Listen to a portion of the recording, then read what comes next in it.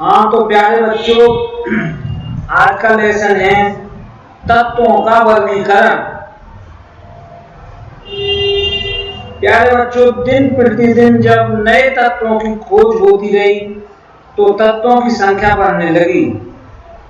तत्वों की संख्या के बढ़ने के साथ ही वैज्ञानिकों के सामने एक समस्या पैदा हुई कि इन तत्वों के गुण धर्मों को किस प्रकार से आसानी से याद किया जा सके।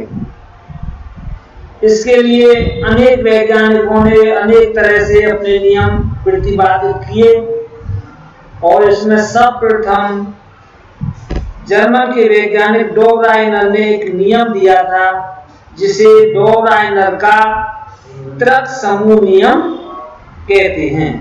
इसमें लिखिए डोबराइनर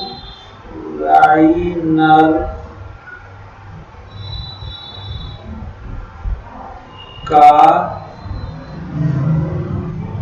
तर्क समूह नियम।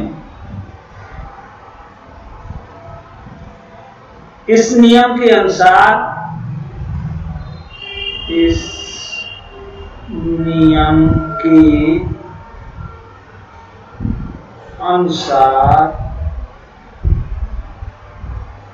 यदि तीन तत्व, कितने तत्व प्यारे बच्चों? तीन तत्व समान गुण वाले लिए जाएं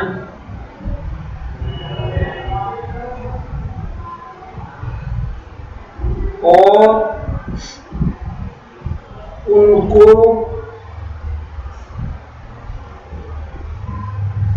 परमाणु भारों के बढ़ते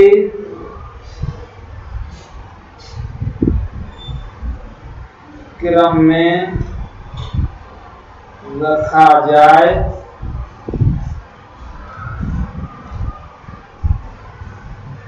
तो बीच वाले तत्व का परमाणु भार लगभग बाहर वाले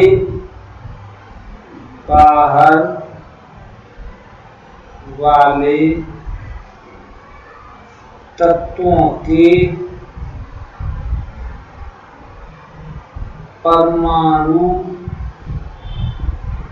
भार का माध्य होता है। जैसे फॉर एग्जाम्पल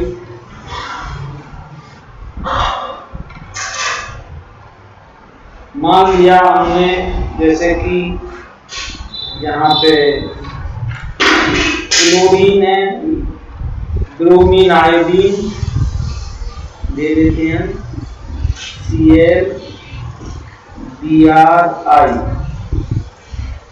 Cl का हो गया 35.5, Br का 80 और इसका होता है 127। तो बाहर वाले तत्व कौन से? Cl है और एक I है। तो दोनों के परमाणु भारों का योग करके उनमें 2 से भाग लगा देंगे तो क्या आ जाएगा? इनका माध्य आ जाएगा। तो यहाँ पे देखिए 35.5 प्लस 127/2 ये बराबर हो गया 81.1 हो गया। अब देखिए Br का कितना परमाणु भार? 80 है तो लगभग इसी के समान है, 81.1 और 80 जो है लमसम एक जैसे हैं। इसी तरह से लिथियम, सोडियम और पोटेशियम को देखते हैं।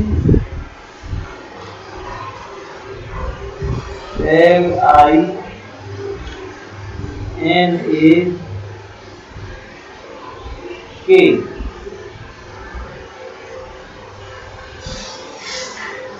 पोटेशियम के, लिथियम का होता है 7 परमाणु भार, सोडियम का 23 और पोटेशियम का 39। देखिए बाहर वाले कौन कौन से तत्व हैं यहाँ पे, तीनों में से एक लिथियम है और एक पोटेशियम है। तो यहाँ पे लिथियम का हो गया, ये इसका मात्रा निकाल दें 7 39 बटे 2, 7 और 39 कितने हो गए 46, 46 बटे 2 बराबर कितना आया 23। और बीच वाले तत्व सोडियम का परमाणु भार कितना है 23 है। लेकिन ये जो इनका नियम था, इससे ज्यादा तत्वों को समूह में समायोजित नहीं किया जा सका, इसलिए ये नियम ज्यादा तर्कपूर्ण नहीं सिद्ध हो पाया। अब देखिए इसके बाद मैं बताता हूँ अब आपको दूसरा नियम है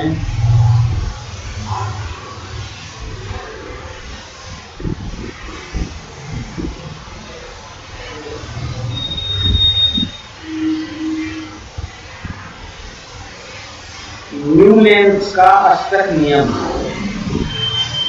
वैज्ञानिक थे न्यूलैंड।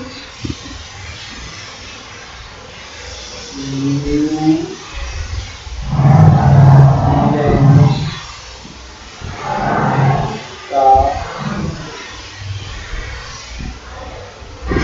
अष्टक नियम।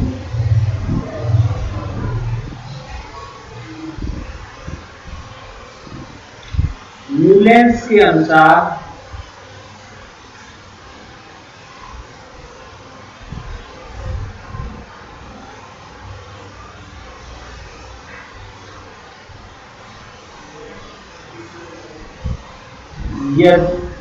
न्यूलैंड्स के अनुसार जिस प्रकार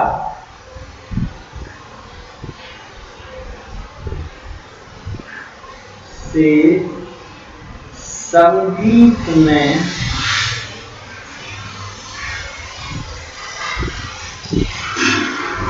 हर 8 नाम से पहले सुर के समान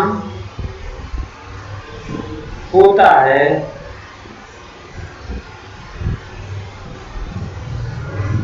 जैसे हम कैसे पढ़ते हैं संगीत के सुर जो हैं सा रे गा मा पा धा नी सा, सा से शुरू होकर के 8वां सुर सा ही आ जाता है। उसी तरह से न्यूलैंड्स ने क्या बताया कि यदि तत्वों को उनके परमाणु भारों के बढ़ते हुए क्रम में रखा जाए तो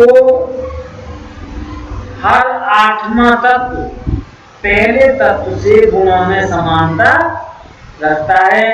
इस नियम को न्यूलैंड का अष्टक नियम कहते हैं। तो इसमें जो है यहाँ पे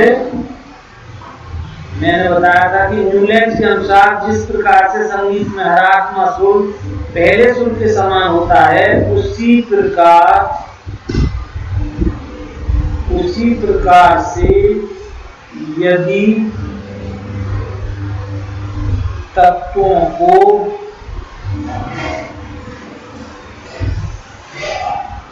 उनके परमाणु भारों के क्रम में रखा जाए तो हर 8वां तत्व पहले तत्व से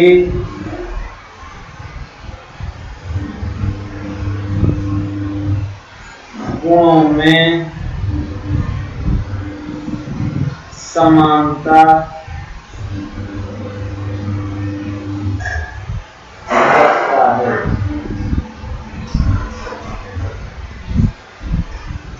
जैसे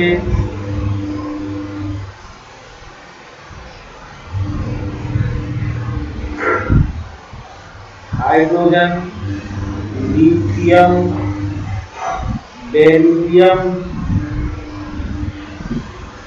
बोरोन, कार्बन, नाइट्रोजन,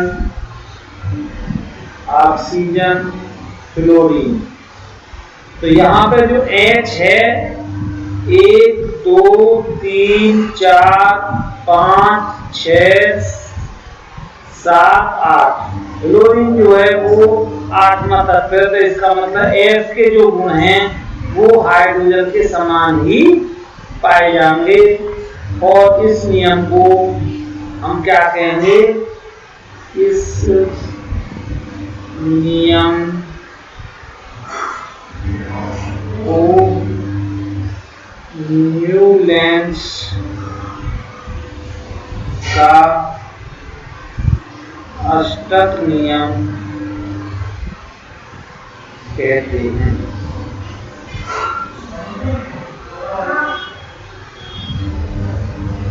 तो यहाँ पे जो है किसके गुण समान हो गए? एक ब्रैकेट में बनाए देता हूं, हाइड्रोजन के गुण समान हैं फ्लोरीन के। इस तरह से हम ये, लेकिन ये जो नियम है ये भी अधिक तत्वों को व्यवस्थित नहीं कर पाया। इसके बाद एक वैज्ञानिक आए जिनका नाम था मैगलीफ, और उन्होंने एक नियम प्रतिपादित किया जिसे हम मैगलीफ का आवर्त नियम कहते हैं। अब यहाँ पे अगला क्वेश्चन हो जाएगा मैगलीफ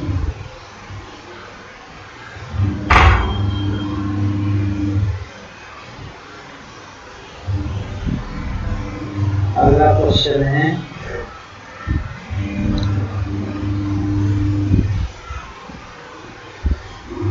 मैगलीफ का आवर्त नियम। मैगलीफ का आवर्त नियम लिखिए। ये आंसर लिखवा रहा हूं मैं इसका, क्वेश्चन तुम्हें अपने आप लिखना। मैगलीफ का आवर्त नियम लिखिए। तो मैगलीफ ने क्या बताया था कि जो तत्वों के भौतिक और रासायनिक गुण हैं वो उनके परमाणु भारों के आवर्ती फलन होते हैं। इस नियम के अनुसार लिखिए आगे, इस नियम के अनुसार तत्वों के भौतिक तथा रासायनिक गुण, इस नियम के अनुसार तत्वों के भौतिक तथा रासायनिक गुण उनके परमाणु भारों के आवर्ती फलन होते हैं।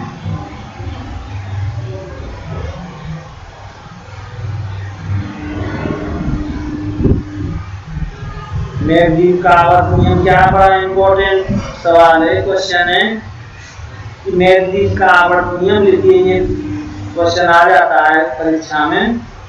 तो आपको क्या लिखना है? मैगजीव का आवर्त नियम, इस नियम के अनुसार तत्वों के भौतिक तथा रासायनिक गुण उनके परमाणु भारों के आवर्ती फलन होते हैं।